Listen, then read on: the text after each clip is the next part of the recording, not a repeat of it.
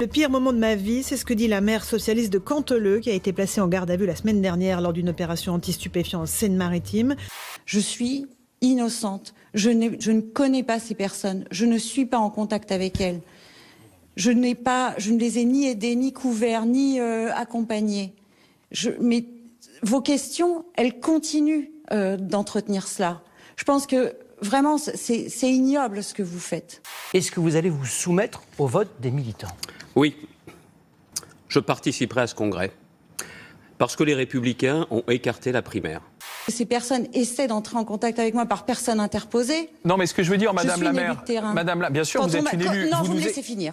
Il y a trop de tensions dans notre pays pour en rajouter aujourd'hui. On a besoin d'un président qui traite les problèmes, qui apporte des solutions, qui soient crédibles. C'est ce président-là que je veux être. Zemmour, c'est pas De Gaulle. Zemmour, c'est Charles Maurras. Alors, le nom est un peu oublié aujourd'hui, mais c'est qui ? C'est le théoricien de l'extrême droite française au XIXe siècle. C'est celui qui parlait à l'époque du grand remplacement. Alors, on ne parlait pas à l'époque des musulmans, on parlait des juifs et des Italiens. Alors, quel est le nom du parti ? On va vous le dire maintenant. Horizon. Le parti que nous créons, c'est le parti qui porte ce nom d'Horizon. Voyage, voyage. Moi, je pense que c'est un peu le baiser de la mort quand même, parce que j'ai compris qu'il avait, sur 2 heures de discours, annoncé qu'il soutenait Emmanuel Macron pendant à peu près 5 minutes, et tout le reste du temps a été consacré à pointer les 2 grands échecs de ce quinquennat, c'est-à-dire l'insécurité et les déficits publics. Oui, il y a une responsabilité des médias qui, depuis des années, ont promu Éric Zemmour. Pas forcément sur votre chaîne, mais il n'a pas le droit de venir ici. Il a été promu. Il n'a pas le droit de venir ici. La séquence a été récupérée par tous les soutiens de Zemmour, à tel point que le patron de France Info a dû intervenir. En aucun cas, Éric Zemmour et le courant de pensée qu'il représente ne sont interdits d'antenne à France Télé. Éric Zemmour sera bien évidemment invité dans nos rendez-vous politiques s'il se porte candidat à l'élection présidentielle. Je proposerai de renforcer la loi Guessot en rendant inéligibles des personnes qui sont condamnées pour racisme, pour incitation à la haine raciale, pour discrimination en fonction de sa religion. Moi, je serais favorable à ce qu'on supprime cette redevance. Ils cessent de racketter les Français, puis de leur cracher au visage. Je crois que c'est 169 €, c'est pas rien.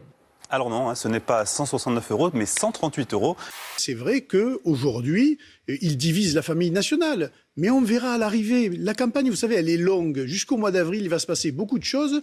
Et nous avons dit, nous, qu'une chose, nous n'avons qu'un ennemi. Cet ennemi, c'est le système, c'est Emmanuel Macron et son gouvernement. La scène violente est filmée en plein cours. On y voit un lycéen qui veut sortir de classe. Son professeur s'y oppose.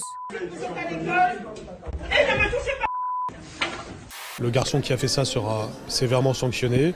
Bien entendu, je laisse le processus se réaliser maintenant sur le plan disciplinaire, mais il est évident qu'il doit être écarté, rescolarisé très différemment. Le phénomène est de plus en plus fréquent dans les quartiers nord de Wimereux, dans le Pas-de-Calais. À la nuit tombée, pour éviter les policiers présents sur le littoral, les passeurs emmènent les migrants dans les quartiers résidentiels pour y transporter leurs embarcations. État d'alerte à nouveau sur l'île espagnole de La Palma aux Canaries. 3000 habitants ont reçu l'ordre de se confiner. La lave du volcan a détruit une cimenterie, ce qui provoque des émanations de gaz potentiellement toxiques.